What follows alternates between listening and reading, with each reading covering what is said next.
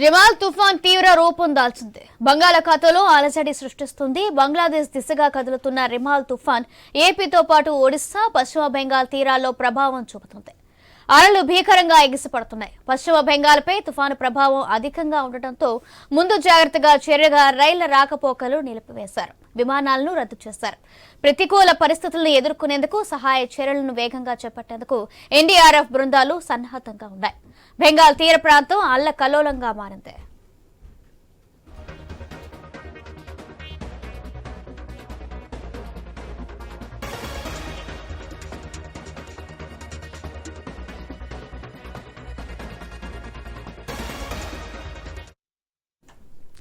రిమాల్ తుఫాన్ తీవ్ర రూపం దాల్చుతుంది. బంగాళాఖాతంలో అలజడి సృష్టిస్తుంది. బంగ్లాదేశ్ దిశగా కదులుతున్న రిమాల్ తుఫాన్ ఏపీతో పాటు ఒడిశా, పశ్చిమ బెంగాల్ తీరాల్లో ప్రభావం చూపుతుంది. అలలు భీకరంగా ఎగిసిపడుతున్నాయి. పశ్చిమ బెంగాల్పై తుఫాను ప్రభావం అధికంగా ఉండటంతో ముందు జాగ్రత్తగా చర్యగా రైళ్ల రాకపోకలు, విమానాలను రద్దు చేశారు. ప్రతికూల పరిస్థితులను ఎదుర్కొనేందుకు సహాయ చర్యలను వేగంగా చేపట్టేందుకు ఎన్డీఆర్ఎఫ్ బృందాలు సన్నద్ధంగా ఉన్నాయి. బెంగాల్ తీర ప్రాంతం అల్లకల్లోలంగా ఉంది. రేటు దీనికి సంబంధించి మరింత సమాచారం మా ప్రతినిధి రాజు అందిస్తారు. రాజు, సహజంగా మధ్య బంగాళాఖాతంలో ఏర్పడినటువంటి వాయుగుండం కాస్త తుఫానుగా మారి తీవ్ర రూపం దాల్చింది. రెమాల్ గా దీనికి పేరైతే పెట్టడం జరిగింది. ఈ రెమాల్ తుఫాన్ చురుగ్గా కదులుతూ ఉత్తర బంగాళాఖాతంలోకి అయితే చేరింది. దీని ప్రభావంతో పశ్చిమ బెంగాల్, ఉత్తర ఒడిశాతో పాటు ఏపీలో కొన్ని ప్రాంతాలను అయితే ప్రభావం చూపిస్తున్నట్టుగా తెలుస్తుంది.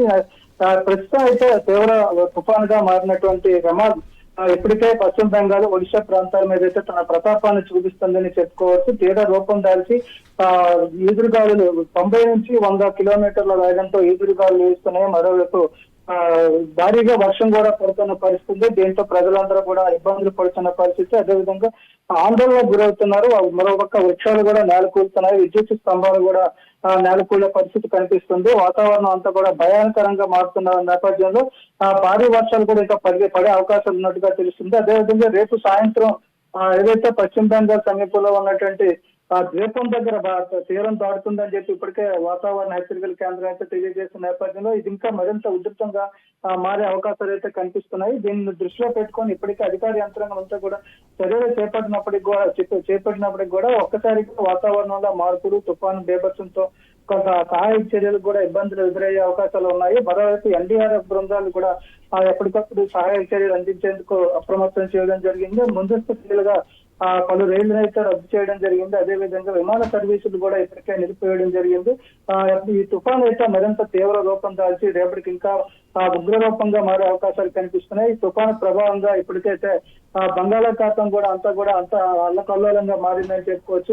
అలలు ఎగసిపడుతున్న పరిస్థితి. కొన్ని ప్రాంతాల్లో సముద్రం కూడా కొంతవరకు ముందుకు దూసుకొస్తున్న పరిస్థితి కూడా కనిపిస్తున్న నేపథ్యంలో తీర ప్రాంత ప్రజలందరూ కూడా భయాందోళనకు గురవుతున్నారు. ఇది ప్రస్తుతం అయితే పశ్చిమ బెంగాల్, అదేవిధంగా ఉత్తర ఒడిశాకి ఎక్కువగా ఎఫెక్ట్ ఉన్నప్పటికీ కూడా దీన్ని ఆనుకొని ఉన్నటువంటి ఆంధ్రప్రదేశ్ లో కొన్ని జిల్లాల్లో కూడా దీని ప్రభావం కనిపిస్తుంది. దీని ప్రభావంతో ఇప్పటికే కొన్ని ఏజెన్సీ ప్రాంతాల్లో కూడా వర్షాలు పడుతున్న పరిస్థితిని చూస్తాం. మరికొన్ని ప్రాంతాల్లో అయితే మేఘాలు కూడా కమ్ముకొని దట్టమైన మేఘాలు కూడా కమ్ముకున్న పరిస్థితి కనిపిస్తుంది.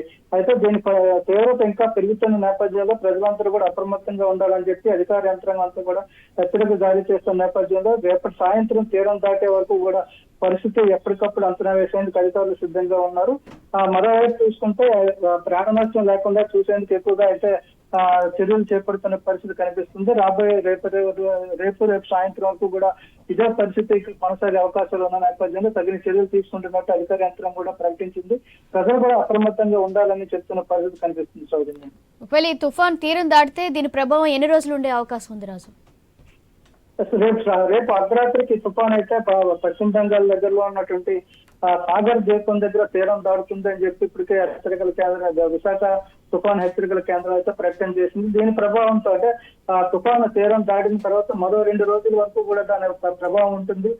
తిరిగి తీరం నుంచి మళ్ళీ సముద్రంలోనికి ఏదైతే తుఫాన్ ఉందో అది బలహీనపడి తిరిగి సముద్రంలో చేరేంత వరకు కూడా అంటే కనీసం 2-3 రోజులు కూడా దీని ప్రభావం 28, 29, 30 తారీఖుల వరకు కూడా దీని ప్రభావం ఉండే అవకాశాలు ఉన్నాయి. ఈ నేపథ్యంలోనే తుఫాన్ ఏర్పడిన నేపథ్యంలోనే మరోవైపు నైరుతి ఋతుపవనాలు కూడా దూసుకొస్తున్న పరిస్థితి కనిపిస్తుంది. ఇది కూడా కేరళ తాకి అక్కడి నుంచి ఆంధ్రప్రదేశ్, తెలంగాణ రాష్ట్రాలకు వచ్చే సమయం కూడా ఈ తుఫాను ప్రభావం ఎక్కువగా ఏ జిల్లాల్లో ఉంటుంది? దీని ప్రభావం ఎక్కువగా అసలు ప్రస్తుతం ఉన్నటువంటి రెమల్ తుఫాను ప్రభావం ప్రస్తుతం ఒడిశా, ఉత్తర ఒడిశాలో ఎక్కువగా ఉంటుంది. అదేవిధంగా పశ్చిమ బెంగాల్ రాష్ట్రంలో ఎక్కువగా ఉంటుంది. ఇక ఏపీ విషయానికి వస్తే ఏపీలో ఎక్కువగా శ్రీకాకుళం, విశాఖపట్నం, విజయనగరంతో పాటు కాకినాడ, రాజమండ్రి, చిత్తూరు, అనంతపురం, ఏలూరు జిల్లాల మీద ఎక్కువగా కనిపించే అవకాశాలు కనిపిస్తున్నాయి. అయితే పెద్దగా ఎఫెక్ట్ ఉండకపోయినప్పటికీ కూడా వర్షాలు పడే అవకాశం ఉందని చెప్పి వాతావరణ హెచ్చరికల కేంద్రం అయితే తెలియజేస్తున్న పరిస్థితి కనిపిస్తుంది. రైట్. Thank you Raju.